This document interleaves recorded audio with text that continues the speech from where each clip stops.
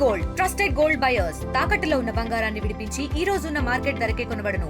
మరిన్ని వివరాలకు సంప్రదించండి 7771077720.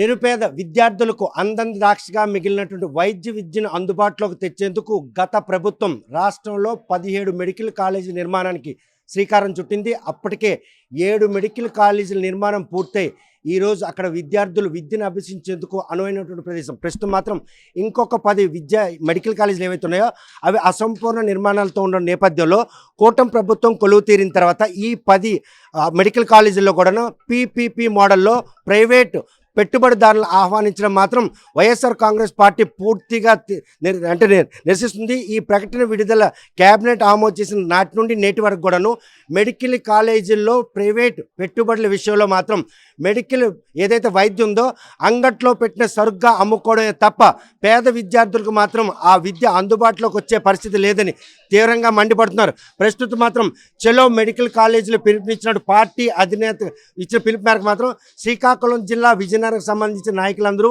మన్యం జిల్లాలో అసంపూర్ణ నిర్మాణంలో ఉన్నటువంటి ఈ మెడికల్ కాలేజీ మాత్రం సందర్శన జరిగింది. ప్రస్తుతం మాత్రం ఏవైతే ఈ మెడికల్ కాలేజీ అందరూ సందర్శించే పరిస్థితి అయితే కనిపిస్తుంది. చూస్తే కనుక నాయకులందరూ కూడాను అసంపూర్ణ నిర్మాణంతో ఈ మెడికల్ కాలేజీని సందర్శించారు. దీన్ని పీపీపీ మోడల్లో ప్రైవేట్ పెట్టుబడులను ఆహ్వానించడానికి మాత్రం తీవ్రంగా నిరసిస్తున్నారు.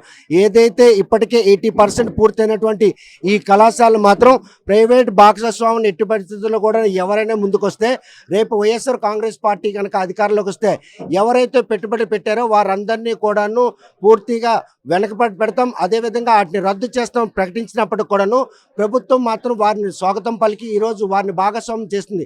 ఎట్టి పరిస్థితుల్లో కూడాను ప్రభుత్వం ఆధ్వర్యంలో నడవలసినటువంటి మెడికల్ కాలేజీలను ప్రైవేట్ పరం చేయకుండా ఉండేందుకు చేసిన ప్రయత్నంలో జరుగుతున్నటువంటి ఏదైతే చెలో మెడికల్ కాలేజ్ ఉందో దానికి సంబంధించి ఏదైతే పీపీపీ మోడల్లో ప్రైవేట్ వ్యక్తుల్ని పెట్టుబడిదారులకు ఆహ్వానించి వైద్య విద్యను మాత్రం ఈరోజు అంగట్లో సరుకులాగా విక్రయిస్తేందుకు కూటమి ప్రభుత్వం ఒక కార్యాచరణ రూపొందించిందంటే ఈ రోజున మీరు చూస్తున్నారు. ఒక్కసారి మీరు కెమెరా తిప్పితే మీకు అర్థమవుతుంది. ఒక్కసారి ఆ బిల్డింగ్ చూడండి. 2019 నుంచి 2024 వరకు 5 సంవత్సరాలు జగన్మోహన్ రెడ్డి గారు ముఖ్యమంత్రి అయిన తర్వాత మెడికల్ కాలేజీలకి చాలా పెద్దపీట వేశారు.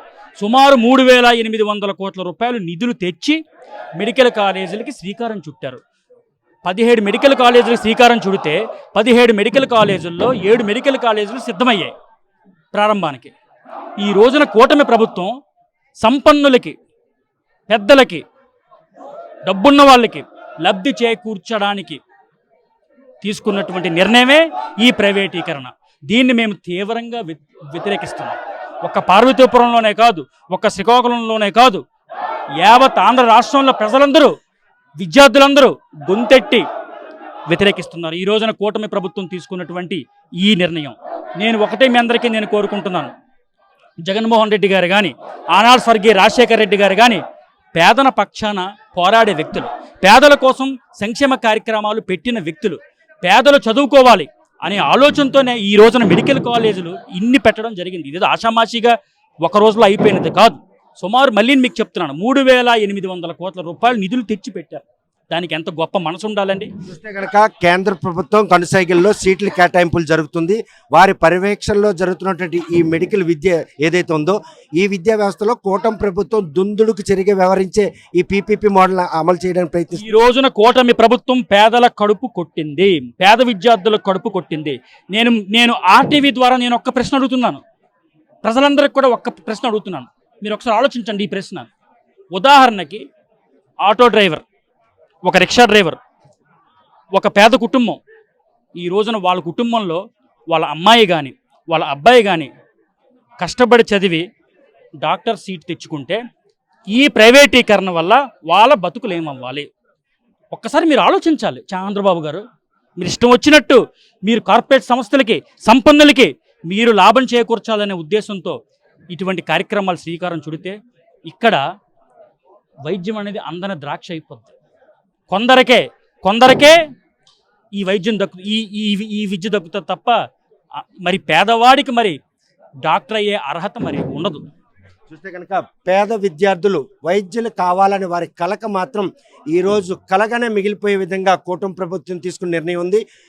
విద్యారంగంలో ఏదైతే వైద్య రంగంలో విద్యా బోధన విషయంలో ఈరోజు ప్రైవేటు భాగస్వామ్యం పెట్టుబడులు అంటేనే ఈరోజు పేదవారు వైద్యులు కావాలన్నట్టు వారి కళ మాత్రం కలగానే మిగిలిపోయే పరిణామాలు దిశగా అడుగులేస్తున్న ఈ నేపథ్యంలో ఆది నుండి కూడా కేబినెట్ 10 ఏవైతే మెడికల్ కాలేజీని ప్రైవేటీకరణ చేయాలో పోరాటం చేస్తున్న వైఎస్ఆర్ కాంగ్రెస్ పార్టీ మాత్రం ఎట్టి పరిస్థితుల్లో ఈ 10 కాలేజీలు కూడా ప్రైవేటీకరణ కాకుండా ఉండే విధంగా తాము మాత్రం పోరాటాన్ని కొనసాగిస్తున్న అవసరం అనుకుంటే ఆమరణ నిరాశ దీక్ష చేసేనే వీటిని ప్రభుత్వ రంగంలో నడిచే విధంగా తాము మాత్రం ముందుకెళ్తామని చెప్పి స్పష్టంచారు. మరి ఈ విషయంలో కూటమి ప్రభుత్వం పునరాలోచించుకొని ఈ ప్రక్రియను విరమించుకుంటుందా లేకపోతే దుందుడుకు తిరిగా ముందుకెళ్లి ఈ వైద్య విద్యను అంగట్లో సరుకులా అమ్ముతుందా అనే విషయం వేచి చూడాల్సిందే.